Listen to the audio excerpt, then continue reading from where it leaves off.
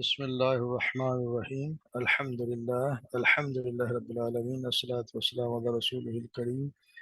أشهد أن لا إله إلا الله وحده لا شريك له وأشهد أن محمدا عبده ورسوله نبينا محمد صلى الله عليه وسلم رب اشرح لي صدري ويسر لي أمري واحلل عقدة من لساني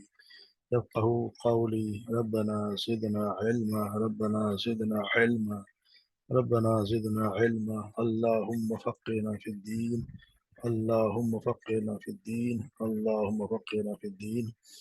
السلام علیکم ورحمۃ اللہ وبرکاتہ. سب کو قرآن پاک کو شامل اللہ تبارک و تعالی ہمارے وقت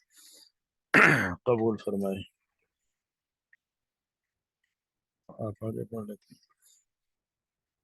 اعوذ باللہ من الشیطان الرجیم بسم اللہ الرحمن الرحیم. وقال موسى ربنا إنك آتيت فرعون وملأه زينة وأموالا في الحياة الدنيا ربنا ليضلوا عن سبيلك ربنا اطمس على أموالهم واشدد على قلوبهم فلا يؤمنوا حتى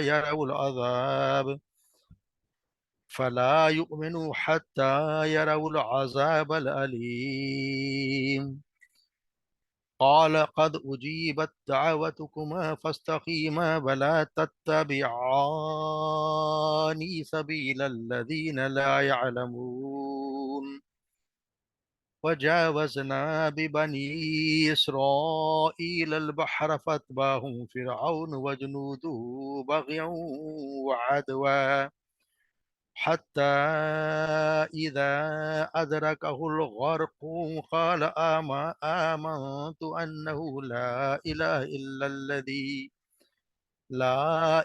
إلا الذي آمنت به بنو إسرائيل وأنا من المسلمين. الآن وقد عصيت قبل وكنت من المفسدين فاليوم ننجيك ببدنك لتكون لمن خلفك آية وإن كثيرا من الناس عن آياتنا لغافلون.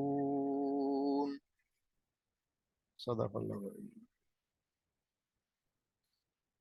وقال موسیٰ اور موسیٰ نے کہا یا موسیٰ نے دعا کی ربنا اے ہمارے رب انکا بے شک تو آتیتا فرعون تو نے عطا کیے فرعون کو وملأہ اور اس کے سرداروں کو زینتاً و اموال زینت اور مال فی الحیات دنیا دنیا کی زندگی میں یعنی تو نے عطا کیے جن کو دنیا کی زندگی میں مال اور زینت. ربنا اے ہمارے یذلو تاکہ وہ گمراہ کرے عن سبیل تیری راہ سے. ربنا اے ہمارے رب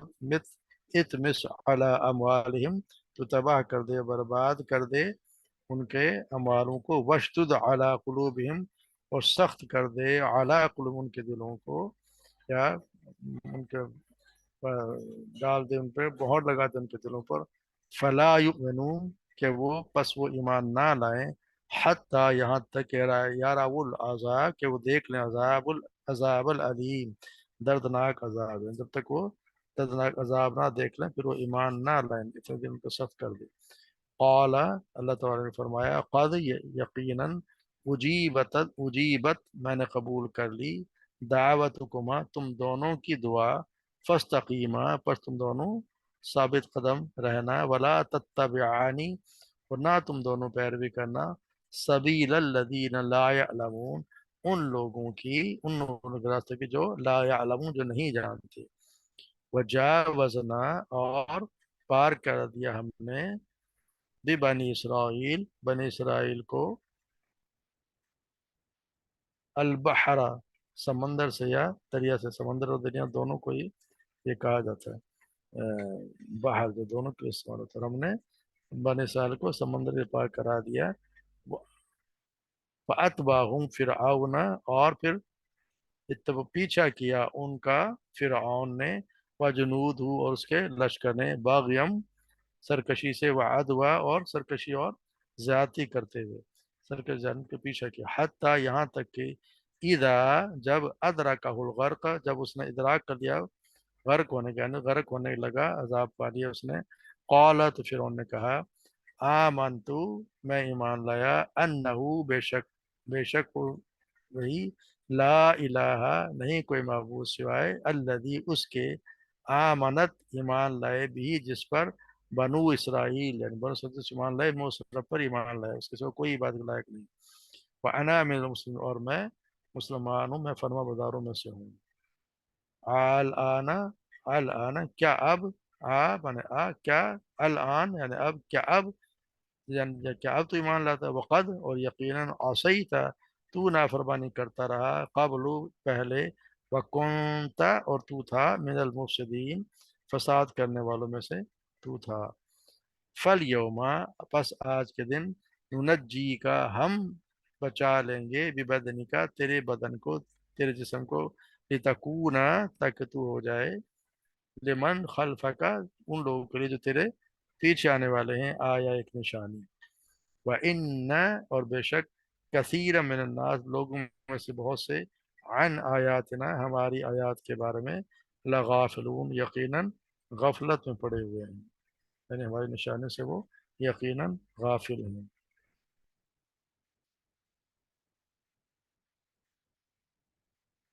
तो यहाँ आप देखते हैं कि मूसा अलैहिस्सलाम जो है वो अल्लाह तबारक व तआला से दुआ करें, जब उन्होंने देख लिया कि जी ये असल में आयत जो है ना, वो पहले जो हमने आयत पढ़ी वो शुरू के वक्त की हैं, और ये जो आयत हो आखिर बहुत ज़्यादा वक्त गुजरने के बाद की हैं, जब आप मूसा अलैहिस्सलाम बिल्कुल ही तंग आए, तो उन्होंने देख लिया 1000 क्वेश्चन के बावजूद ही फिरौन और उसके सरदार जो हैं बिल्कुल ही वो तो अपने गरूर में और कब्र में कुब्र में जो कि कोई कमी आती ही नहीं, और उनका कुफ्र और नाद बढ़ता ही जा रहा है, तो उसके मान लाने की कोई उम्मीद जब बाकी नहीं रही, तो फिर उन्होंने उनके खिलाफ ये मूसा साहब ने बद्दुआ की अपने कौम के खिलाफ। तो आप अंदाज़ा लगाया जा सकता है कि किस तरह उन्होंने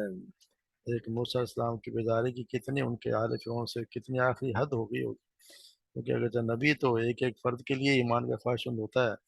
मगर फिरौन उसके सरदार अहले ईमान को सताने और अजियतें देने में इस हद तक आगे बढ़ चुके थे कि मूसा इस्लाम खुद और उनके भाई अल्लाह ताला से दुआ करें कि अल्लाह उन लोगों के दिल इतना सख्त कर दे कि ईमान ही ना लाएं, यानी मोहर लगा दे कि जब तक तेरा अजाब ये देख ना ले उन्हें ईमान नसीब ही ना हो, क्योंकि उन्होंने अल्लाह और अहले ईमान के दुश्मन ने या उनको क्या कुछ उन्होंने किया है कि उनकी जब तक उन्हें सजा ना मिल जाए, उनको अल्लाह तबारक व तआला को अल्लाह ने कहा कि दिल इन्हें इतने सख्त कर दे। और फिर वो ये भी कहना कि अल्लाह क्या तूने इनको इसलिए ये माल और दौलत तूने दी है कि ये इसलिए इसकी वजह से तेरे लोगों को तेरे राह से रोक रहे हैं, यानी कि इनके मिथला इतना माल और दौलत इनके पास है, इनका गुरूर बढ़ा दिया है,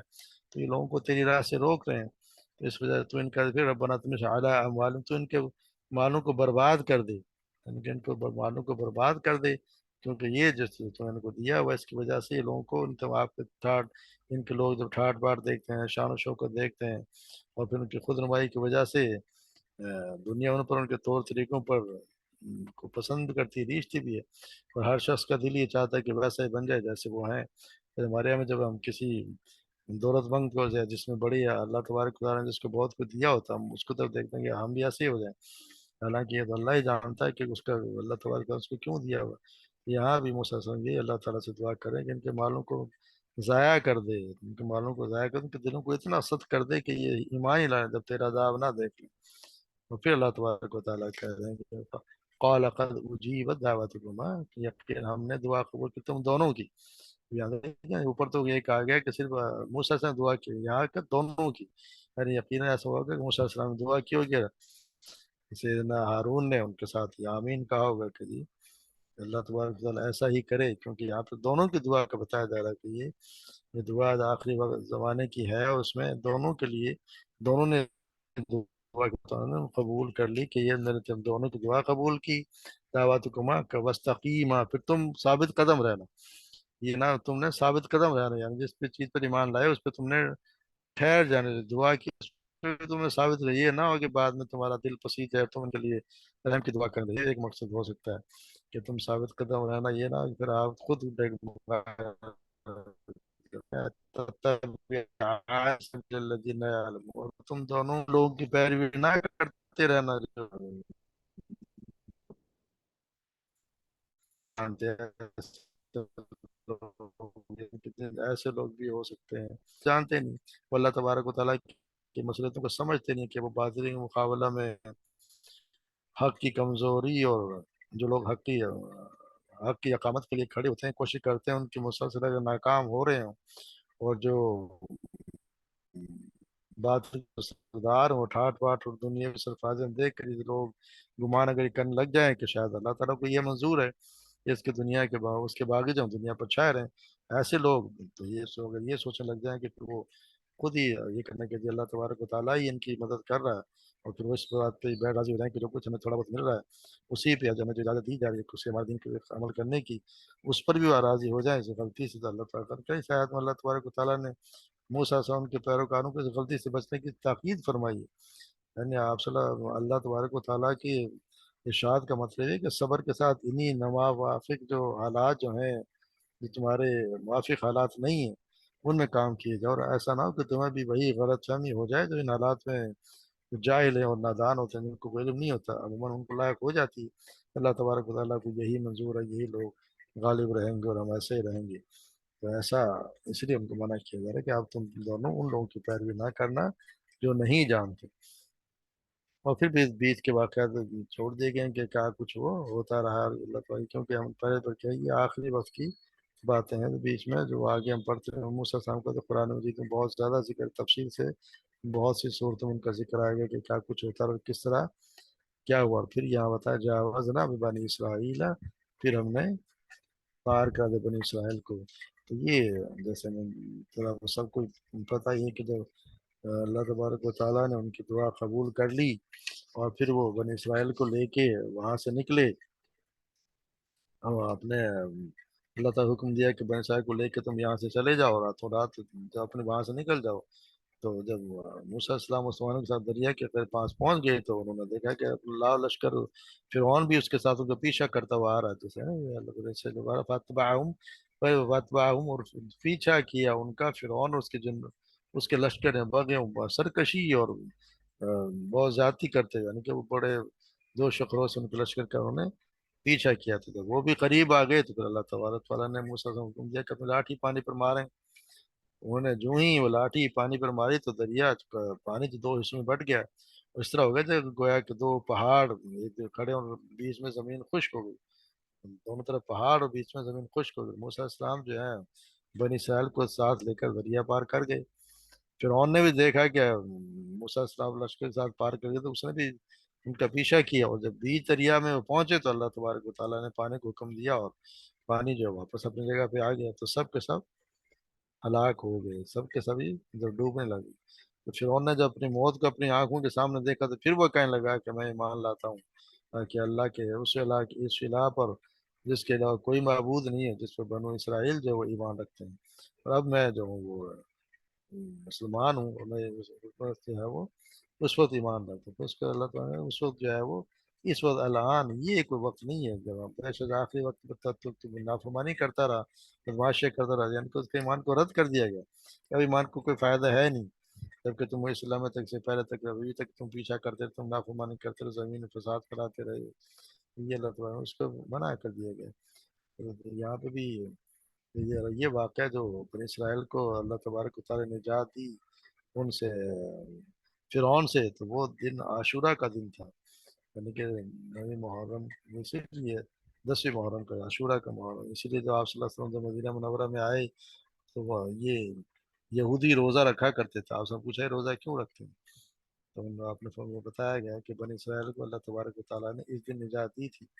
تو آپ نے فرمایا کہ موسیٰ علیہ السلام تو ہمارا زیادہ حق ہے، تو ہم بھی روزہ رکھا کریں گے، مگر ہم ان کی مخالفت میں 9 اور 10 کا روزہ رکھیں، تو عاشورہ کا روزہ اسی لیے رکھا جاتا ہے کیا آپ صلی اللہ کیا بنی اسرائیل کو اللہ تبارک و تعالیٰ نے اس دن نجات دی تھی،